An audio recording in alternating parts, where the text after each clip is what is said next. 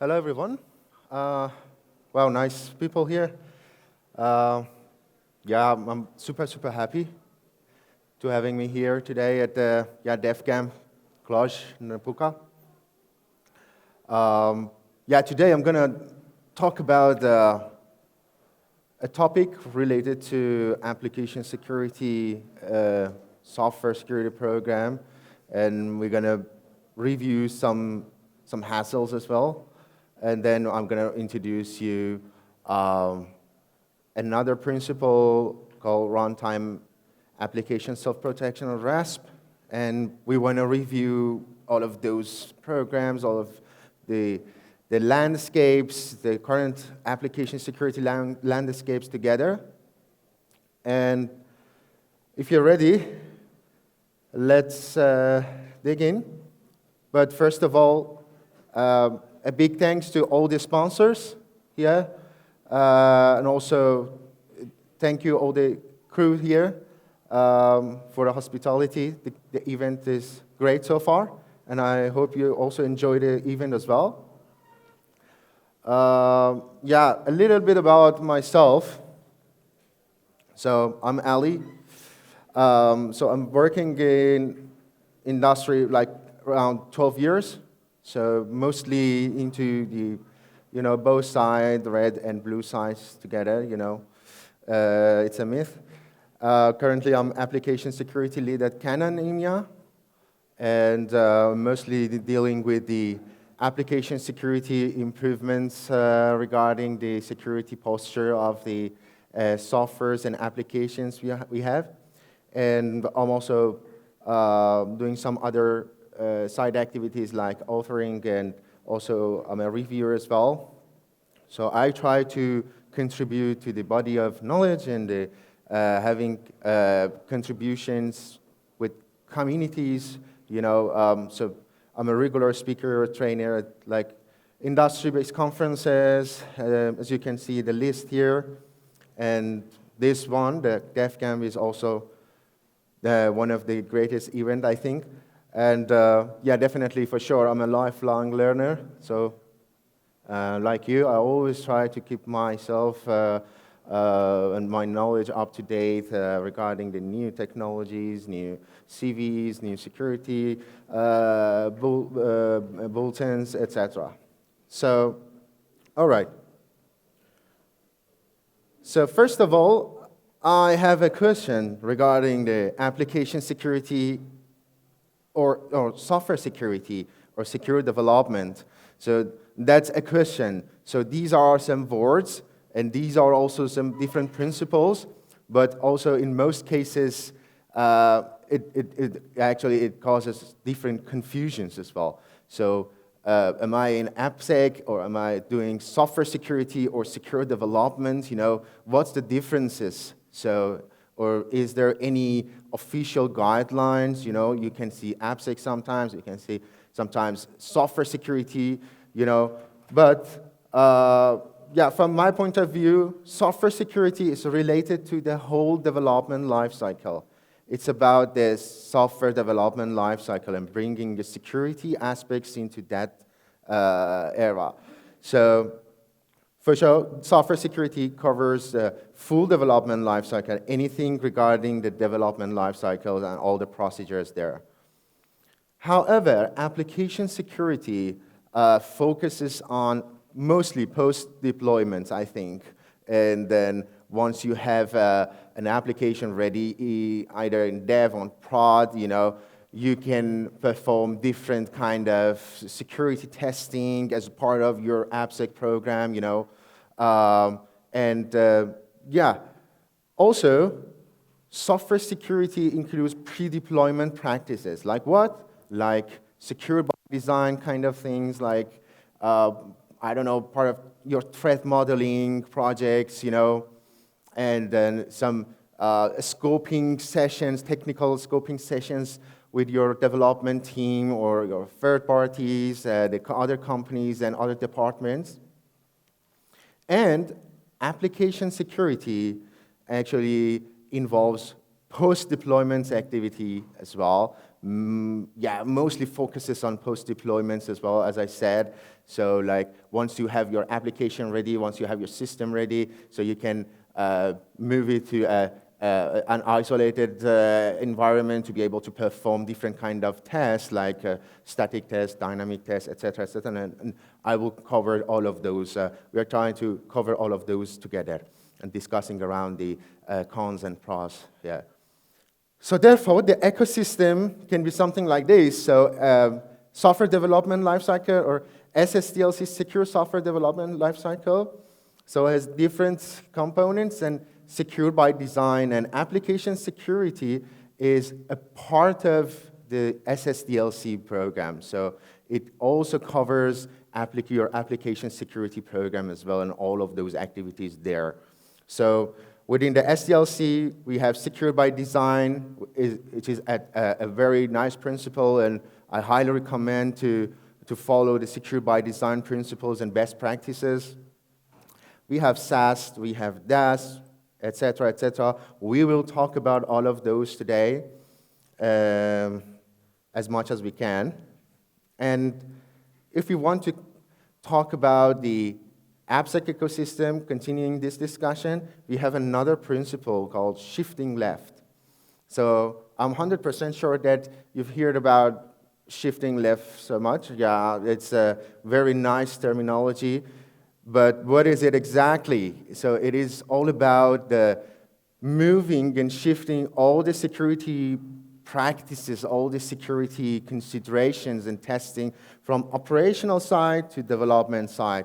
You know, if we have a development lifecycle, if we are going to develop something in-house, or even if there are some other third parties involved, or I don't know, if you outsource that, also it is possible to involve security best practices, to involve security testing from the beginning of the development journey. Not only last-minute projects, you know, once you have everything ready based on the, you know, compliance or even some other requests from other departments, you must perform some security testing, and it's a last-minute kind of project. So bring all of those security tests from the beginning of the development journey. So it is shifting left and shift left security procedures. Yeah, it's a must, definitely. And continuous improvement is another principle. So, okay, we've set up our SSDLC, so we have secure by design sessions, so we are going to expand our security testings, you know, different kind of things. But also we have to improve what we already started, and also we must take advantage of our current security posture and any other kind of security projects, you know. I'm talking about something like vulnerability management systems. So it is almost out of scope if we want to talk about software security, if we want to talk about application security. Yeah, vulnerability management systems, yeah, it can be like more into infrastructure security or another department or a SecOps kind of activity, but the vulnerability management system outcomes and outputs is one of the most critical items that you must consider.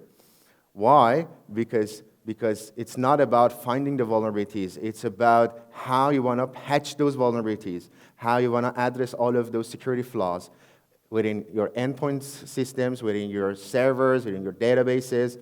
Is it possible for you to automate that, or you have to do all of those activities manually? Hardening, the second item.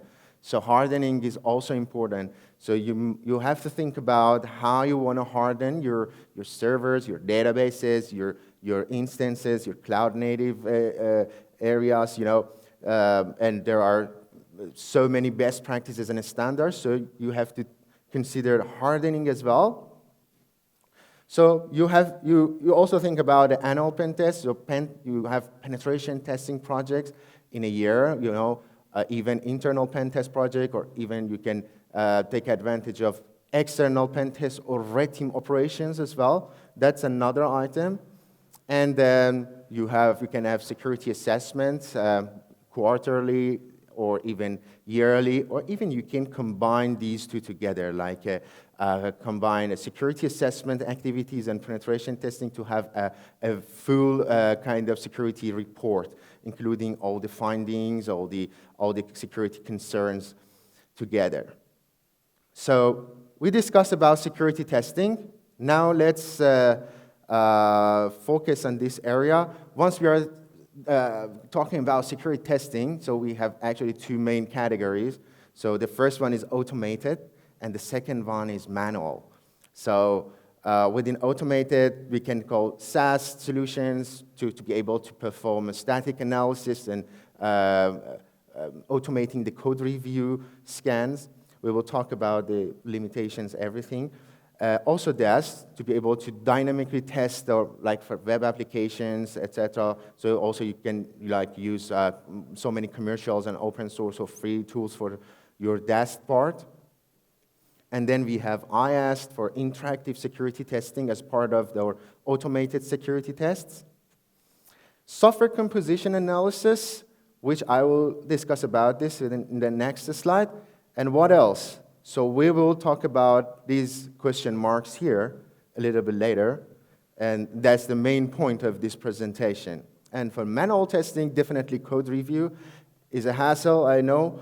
So even for software security experts, so it's a bunch of, or even if you're facing large code bases, you know, it can be super difficult, but it's a thing, so sometimes it's a must.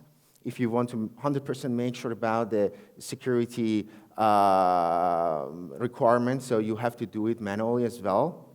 And penetration testing, so because you can't only rely on DAST reports or SAST reports or interactive application security testing tools, but also you have to perform manual pen tests.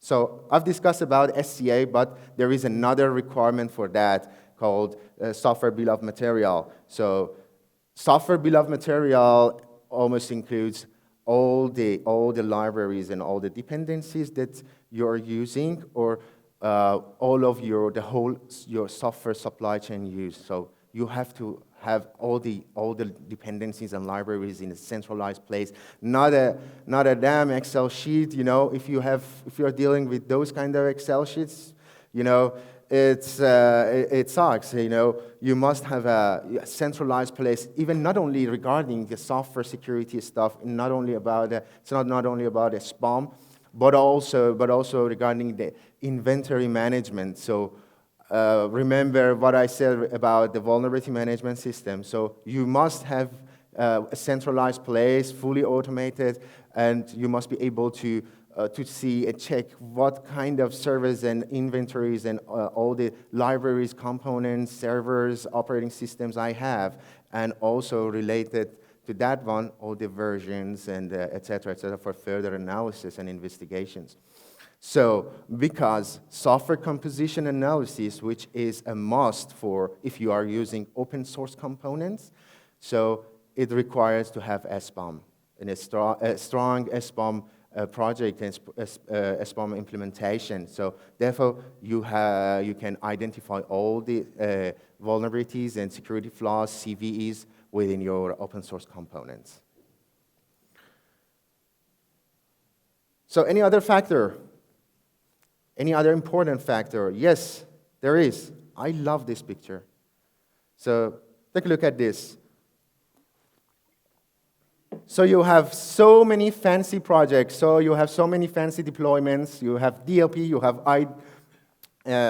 IDPS, you have different firewalls, you have anti-DDoS, etc. So you have MFA enabled as well. But you have some users as well, so your employees. So that is the most important part of the program as well. So yes, security training and awareness program is a must, and you need it. So a very nice employee, a very nice colleague can easily ruin all the fortress, all of your implementation and deployments, for sure, by clicking on a suspicious link or opening a malicious attachment, and that's it. They are inside. So even if you have so many security implementation at your perimeters, nothing. You have even IAM, strong IAM implementation, it's nothing. So security awareness and training matters. So you must think about it as a part of, not only as a part of your security, software security program and AppSec programs, but also for other reasons as well, like for periodic security awareness programs, trainings, questions, exams, and evaluations. This is super, super critical. And all of us know that, but this happened. So a user click on something and so many bad things happen. Even at a very nice organization and companies, at top level, high level companies, even it's a fact, unfortunately. But it is what it is.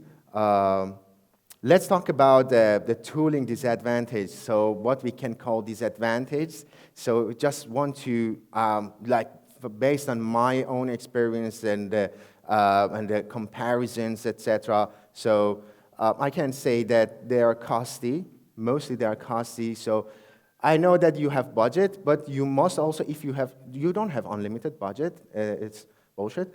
But if you have a budget, also you need to prioritize your requirements, because these tools are not cheap, so they're costly. So you must take some subscriptions, or it depends on your solution. If you want to use SaaS solution, if you want to have on-premise solution, so it really depends on your architecture. But they are super expensive, so they are super limited to predefined patterns and signatures.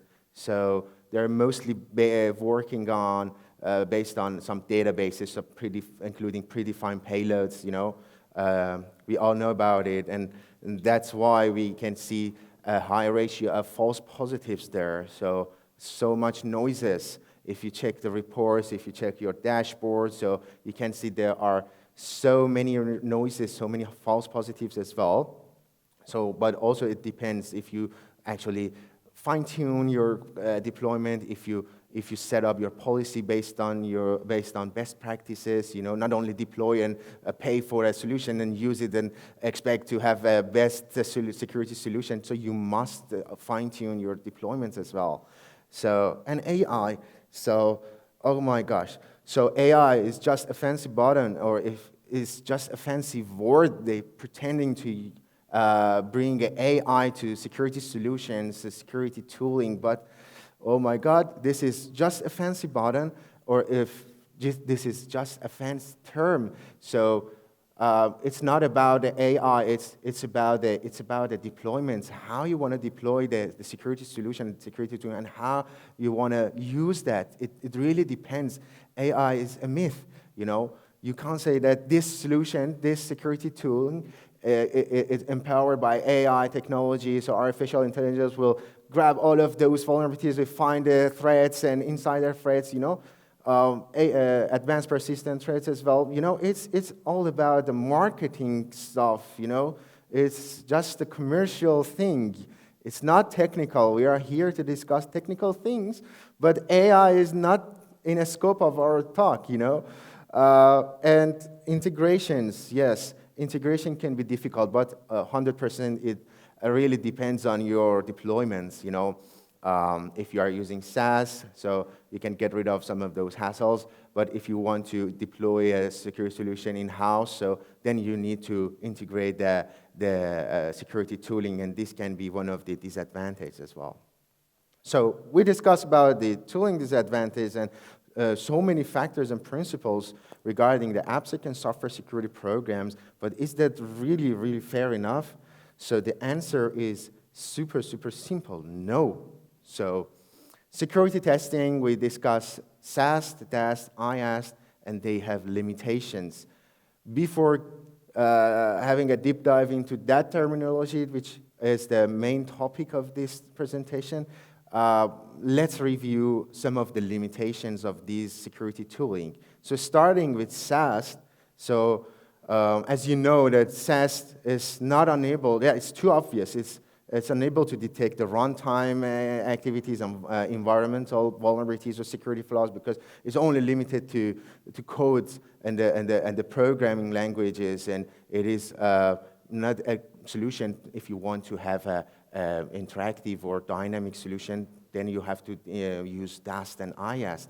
So it's too obvious. And if you want to cover API security, or if you want to sometimes to cover all the frameworks, sometimes you have some limitation on that. So you can't have a SaaS solution and expecting to cover all the frameworks and new tech stacks.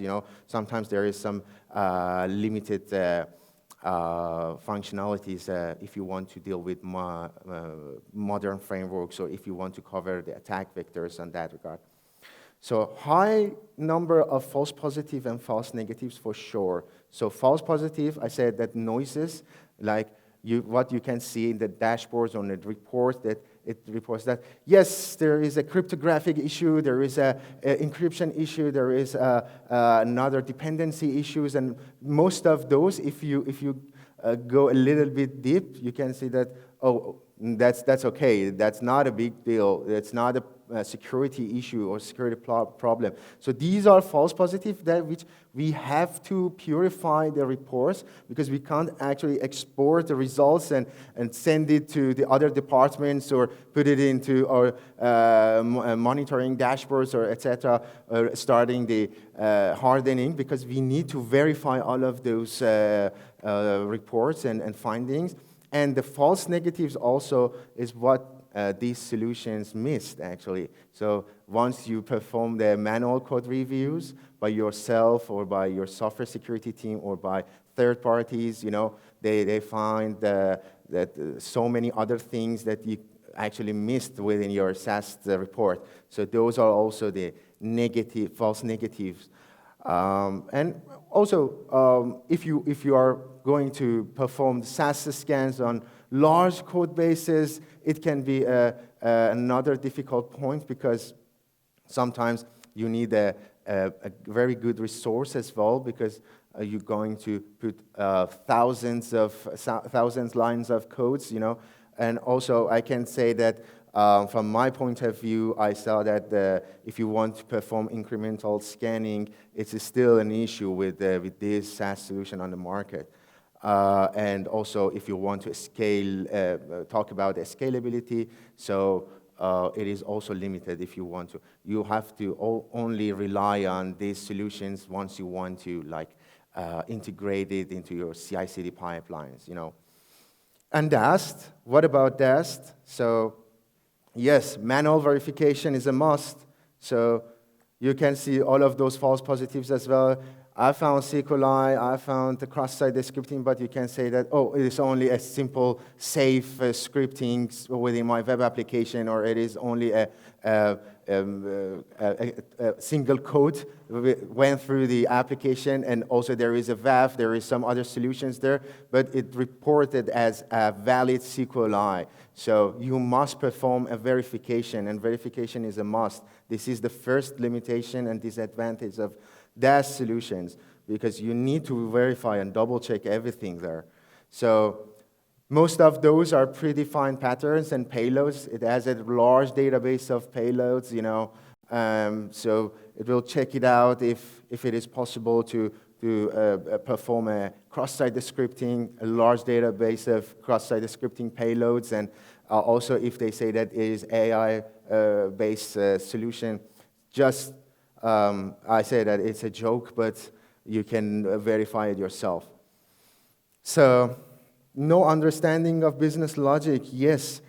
So your business logic is a thing, because nowadays advanced persistent threats and nice guys out there, so they are using the business logic attacks rather than those traditional security flaws like XSS, SQLi, or typical privilege escalations.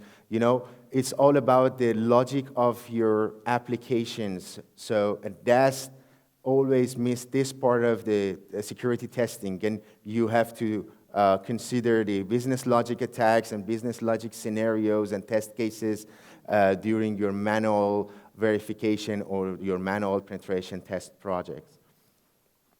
False positive for sure, you can see false positives as well, but also it requires the defining security policies and scanning policies and fine-tuning DAST, but it counts as one of the DAST limitations. So the last security testing tool is IS, which we want to discuss about the limitations. It's a little bit rare, but it is a thing. So if you want to have 100% sure about the security procedures and bringing those security practices into your CI/CD pipelines and the development lifecycle, you have to consider IS as well. So, but first of all, IS requires live traffic, actually. You can't really rely on simulated traffic or something like that, or having your IS solution in a very isolated environment or in a very dev-based environment. It must be in a prod-based environment, and it's a hassle as well because the third item, it has performance overhead, and you must be sure about the IS going to impacting your performance and your production. So, and because if you want to feed the unreal traffic or simulated traffic, then the reports is not really reliable. So if it must be able to interact with the application and check the flows and the user inputs in a real environment, in fact, or even if you can bring that kind of real environment in an other environment, that can be a thing. So, and it's really expensive in most cases, but also because you must be able to manage and deploy and also you must allocate some high resources to IS deployment. And SaaS solution sucks because you want to have that IS within your application, within your server, your environment. So in most cases, companies or security teams prefer to have it in-house and deploy it on-premise. So, and I discussed about the performance overhead here. So, yes, you must monitor resource usage. You must make sure that it's not going to be a headache for you regarding the resource management because, yeah, if you want to also use it in your prod, so you must be aware of those problems because it can be very problematic for you if you want to use IS in a blind way in your prod environments. And RASP. So, yeah, this is the first slide about this solution. So, it introduced a couple of years ago, but, it's still a mystery. So, what is RASP? So, RASP is actually an advanced technology which you can embed and integrate it within your application. Okay, so the first difference is you have to embed RASP within your application or system. So, because RASP is going to be a detector, it's going to be detect and mitigate security threats in real time. All right, so it's 100% another thing if you want to compare it with SAST, DAST, and IS, those solutions, Unlike perimeter security solutions like WAF and other security stuff, so it is going to cover business logic. Business logic of your application will be covered by RASP. Also, I can say that it will be also minimal the false positives as well, because it's going to be embedding inside your application or system. And in fact, it's acting as a bodyguard, it's acting as a bodyguard. So I don't know if I can say this here, but have you ever seen Leo Messi's bodyguard? So he's everywhere. He's everywhere. Even while he's playing inside a pitch, he's there. He's not playing, but he's there. So because he wants to watch everything in every single moment. So it's super important. And imagine security guards in front of your house or in front of the shopping centers. You know, what's the differences? So they're only staying in front of the like an important place just to watch the entry points. You know, the people coming inside and checking if everything is okay. But the Leo's bodyguard is everywhere, and he's watching every single moment. He is watching every single action because he wants to be able to take action immediately in real time. If someone is taking close to Leo, he will act as a bodyguard. He will be there, you know, because he's watching everything. So he is everywhere in real time. Not only at the front door, he's not in perimeter. He is with him everywhere. So this is how RASP works, actually. So it is embedded within your application, within your system, and it monitors everything there, the behavior, and also the behavior of the other people around your application.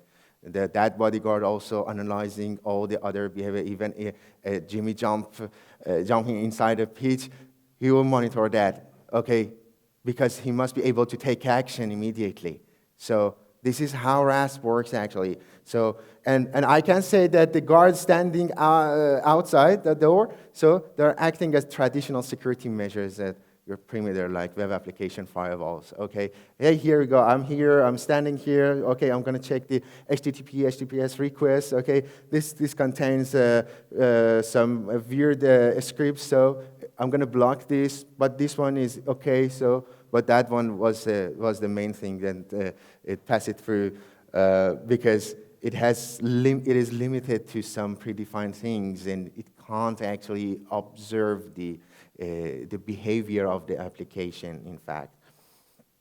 So, yeah, this is what exactly RASP looks like. And what are the benefits of RASP? So, yeah, I've said that, real-time protection. So it's your bodyguard of your system, bodyguard of your application. It's ready to take action. But also there are some requirements as well. So I've dropped the examples here. So it requires to observe everything before. So behavior analysis as well. I will cover all of those. So it is flexible. You can embed and use it and fit into different environments. But keep in mind that you need different requirements for different environments. If you want to embed RASP in a mobile application, it's a different thing. And it's completely different if you want to take advantage of RASP within your web application. So it's completely different, and it depends on your architecture and your needs. So it is almost DevSecOps and SSDLC friendly, and because it can be a supportive team player, so you can actually integrate it into your pipelines, but it can be a thing, it can be a security measurements, additional security process on top of all of those, but it's the last layer of security. Keep in mind that it's a last layer of security, all right? And then, yeah, you can easily have the new and recent security updates. It also depends on what kind of RASP you are going to use. Is it commercial? Is it open source? Or you're going to develop your RASP solution yourself or within your company? It really depends, but it is one of the bold benefits here. And it's compliance friendly. So you can actually fine-tune it based on the compliance, GDPR, PCI. It really depends also based on that application. If that application involves PII data, PII info, then GDPR is a thing. If it is also an application with the payment transactions, also PCI, but you can have all of those security requirements based on those regulations within your RASP solution. So it is super flexible. And you can have very nice reports as well in different ways. I will discuss about that. Why in different ways? Because you can have a report directly from RASP function itself or from your application itself on a higher level, because the RASP also is already integrated into that application. And also you can have some other complementary reports based on the logs generated and integrated with your SOC. All right? Uh, yeah, let's have a comparison between RASP and the other solutions we discussed already. So from my point of view, yeah, so those solutions, those are, we can't say which one is 100% proactive, which one is not proactive and reactive, but RASP basically protects application in real time, as I said, because it's embedded into them. It's working with them in real time, and it can observe behaviors and identify the threats and have periodic scannings as well. So it automatically considers the operating systems as well. This is very important. So based on my experiments, it can be different as well for you. But the second observation, I can say that the performance benchmark is an important thing. Always make sure and run it into an isolated operating system or environment to be able to monitor the resource usages. So it is very important. Once you enable the RASP function, once you execute your application, which RASP function is integrated within that, so make sure about the resource usage as well. And the operational integration is another thing. So if you want to integrate your RASP with like a web application or something like that, make sure that it is compatible with your pipelines. Make sure that it is also accessible and compatible for your DevOps teams and your infrastructure teams as well. So it is super important. So basically, RASP works in two modes, as I said before. So active mode and passive mode. So in active mode, for sure, it is going to protect your application. It's going to protect your environment. So you have protection in active mode. So, and also in passive mode, for sure, you have only monitoring. And for the first usage of or the first phases of deployment, you can put it into passive mode to be able to perform those observations, to be able to have monitoring and having behavior analysis, first of all, and then you can put it into active protection mode. So in active mode, definitely, we have a resource usage, so make sure about the resources you are going to use. You can expect performance impact, and you can expect latency. First of all, think about it. And but also, on the other hand, you have prevention. You have real-time action like that bodyguard. So you can, if you want that detection and prevention together in real time, consider active mode. Therefore, you can consider passive mode. So it is only limited to observation, and also the resource usage is limited. It is a light deployment, so it's low latency because it is out of the band kind of in deployment. So it's not going to do anything, just observing and putting a magnifier on the data flows and traffic flows. But also it can generate logs for you, so therefore you can review those logs to be able to fine-tune and customize your deployment. And learning is the most important item here in passive mode. In passive mode, your RAS function will be able to learn from the past, learn from the current behavior analysis and the traffics coming through the application and the interaction from outside, from the legitimate or even attackers. So let's cover the RASP techniques. I don't know about the time, if we have 10 minutes? 7 minutes, all right, that's nice. So, okay, time is tight. So the first option is traffic analysis, that the RASPs are using traffic analysis. I said that, what kind of traffic, what are the examples? The packet inspection kind of activities and signature-based detection are the examples of traffic analysis. And how? So your RAS will be able to analyze inbound and outbound traffics, to be able to identify suspicious and malicious traffics, to be able to generate logs or perform immediate action. The second one is behavior analysis. So it's like a historical analysis based on some predefined baselines. So it is like monitoring the application behavior and the and the behavior of the application once the user interacting with that, as I said before.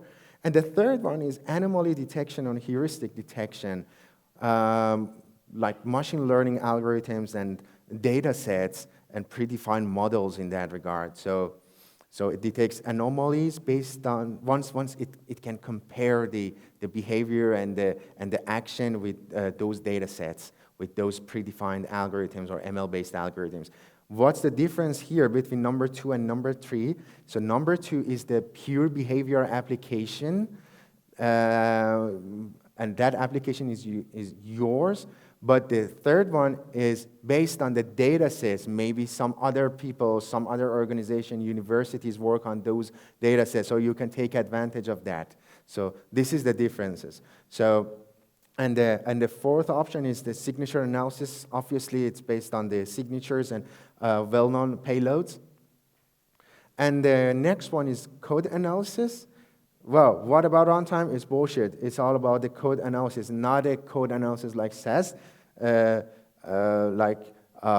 make mistake here. It's about the code execution, that time, that moment actually. So once the code is going to execute, and how it's going to be happen, like something like a bytecode analysis. So it is super important. It's not about the code and programming language. It's about the actual execution time of the code to be able to detect any malicious operation or even any security flaws there. And the last item will be memory analysis. So any kind of inspection of memory allocation to be able to find any overflows, like heap overflows, stack overflows there. So your RAS function will be able to monitor all the memory spaces for any unexpected operation, for any unexpected modification, to be able to detect malicious activities like buffer overflows. So RASP implementations, so from your perspective, so you must think about the RASP solution, whatever you want, a commercial solution, you have to pay an open source solution. It's a myth, it's a mystery if it is a complete solution or you have to work on it or you want to develop something yourself. And then you have to think about the integration as the second part. And then you have to configure the application and RASP function together to be able to match based on your requirements. And then you need to configure the monitoring and logging and integrate your RASP. If you want to move based on the best practices, you have to integrate it with your SOC environment. You have to integrate it with other third parties to be able to exchange logs. And optimization, you have to fine-tune your RASP. Don't rely on your RASP function itself. It's software, it's computer systems. So you have to bring something as well, additional things, like from a human perspective, you know better than everyone else or any other systems and software. You have to fine-tune your solution. It's your responsibility, keep in your mind. And in action about the integration, which I mentioned before, perform that compatibility assessment. So regarding your software and the application you want to integrate your RAS function with it, and also perform a performance impact assessment in a monitored environment, isolated environment to avoid any performance impact. And also monitor the false positive and negatives. So for sure you will receive some false positives once you enable your RAS function or once you want to use those kind of things within your project, for sure, but it requires some time. So you need to pass those monitoring and learning phases. And policy optimization is another thing. And you must be able to handle your alerts, not only from the RAS function and application, but also from other entities, to be able to purify the results and reports, because you have to report to your manager or to other departments as well. And the last item is customizing the report and compliance. So if you must move forward based on a specific particular compliance, there you have to bring those requirements into your RAS function as well. It depends on your project and your application, actually. So some real-world examples, if I want to say, actually open source project, they're from, accept those commercial solutions out there on the market. So there is a project called FreeRasp. So, and also there is another one called OpenRasp by Baidu.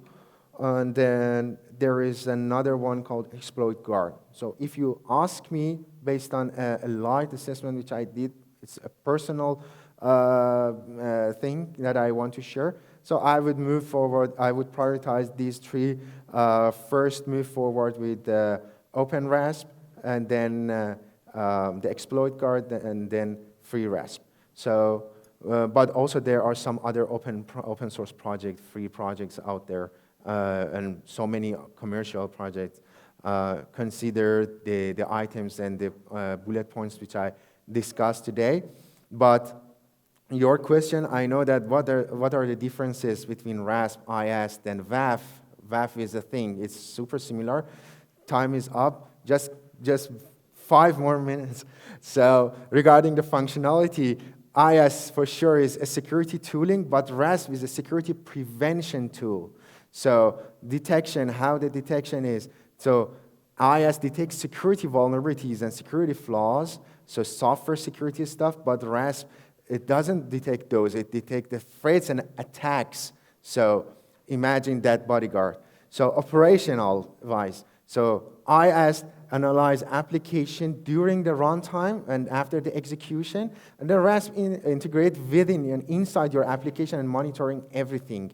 So how's the integration? So IAST typically, you can integrate it into your dev and prod and within your testing phase, it depends, but RASP is integrate inside your application. Once you execute it, RASP is also executed, unless you have some specific policies. IAST focuses on identifying security weaknesses, software security weaknesses, but RASP only focuses on actively protecting your application in real time to act as a bodyguard. And regarding comparisons with web application firewall, definitely for sure, web application firewall is the first layer, I would say, the first kind of layer of defense, and it is deployed on your perimeters as a perimeter security solution, and RASP is the last layer of defense, as I mentioned before. Operational-wise, WAF inspecting the HTTP, HTTPS request, but RASP inspect anything, inspect the behaviors. And then attack-wise, it blocks the, WAF blocks the attacks based on the existing rules and database, but RASP detect the threats and block it based on the behaviors, and also a good solution for 0 days. And automation-wise, so WAF required interactions, human interaction and manual configuration, but RASP can be operating without any human interaction. But if you want the best results, you have to customize it, you have to fine-tune it. And the security approach, WAF is kind of reactive. So it happened, so the payload has been sent there, and the WAF is blocking or passing it through, through the infrastructure web application. But RASP is a little bit proactive and comprehensive. It handles unknown threats as well, because it's working based on the behavior analysis. A very nice tangible example here. So for Log4j, to be honest with you, I don't prefer RASP, because Log4j, I would prefer to have something at my perimeters. So to be able to detect it on my perimeters, not at in the heart of my systems, you know, because RASP is the last layer of security, last layer of defense. So Log4j is not a good example. I think WAF is the better solution, as I mentioned here, because it can detect the Log4j payload once the attackers send it through my application. You know, it can detect it and it can block it. But so keep in mind that the RASP also is able to detect Log4j kind of attacks. But imagine a sophisticated attack here, like an attacker, outsider trying to take advantage of APIs, your exposed API, to be able to perform a privilege escalation or perform kind of business logic attacks. So in that area, WAF thinking that, okay, this is a legitimate process, legitimate request, but RASP knows the behavior, knows the application business logic, because it already analyzed everything, and it can be able to detect it, to detect that sophisticated attack. And this is the difference between RASP and WAF. Two tangible examples here.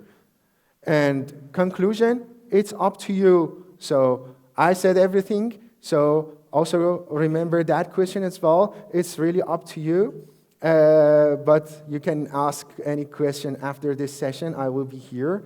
So these are my references, and also references for graphics. And thank you all.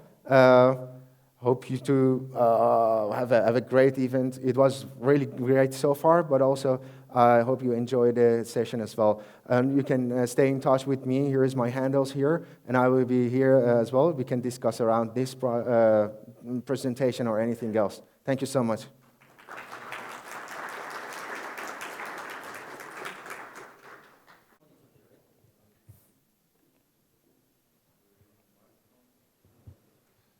Hey, I have a quick question actually with regards to Dust and IS. Shouldn't them be used in conjunction, as in synchronize somewhat the Dust sending the payload and the IS, which has basically the bytecode instrumentation, the sensors, would see on which call chain has that payload been, I don't know, triggered or something?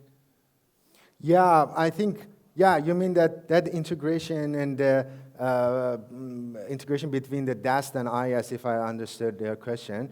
So it is possible. So you can use IS to have, like, it has some kind of sensor, but I don't know what do you mean by sensors from IS perspective. So IS definitely, it has some kind of databases. It can interact with your application. You know, it can, during that interaction, it is able to find the security flaws, you know, like if it is possible to send some weird payloads to be able to, you know, find something or get something from the database or execute some scripts there, you know. But if you want to integrate the IS with DAS, it can be a hassle, you know, because you must be able to have that DAST in a place and pass the result through your IS. So am I understood your question correctly, or is there anything else?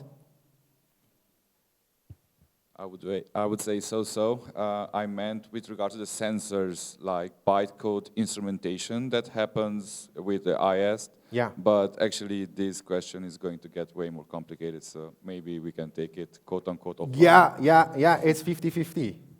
Yeah, it's 50-50. It can be also those sensors, those kind of execution, observation, monitoring. So those are the capabilities of your IS deployment. But like I said, that comparison with RASP, so it can be inside your application, within your application. So IS is itself is a completely segregated solution, you know. It has its own technology, bringing those payloads and those security testing it wants to evaluate the security posture of your application, your system. But in that scenario, RASP has its already tailored database, tailored kind of sensors you mentioned, which are 100% compatible and tailored with your application. It's not something which developed by a company or something like that, because it's already handled everything and started behavior analysis, and it knows everything about my application, and those sensors also tailored with my application requirements and needs. But thanks, that's a nice question. Anything else? Yeah, sure.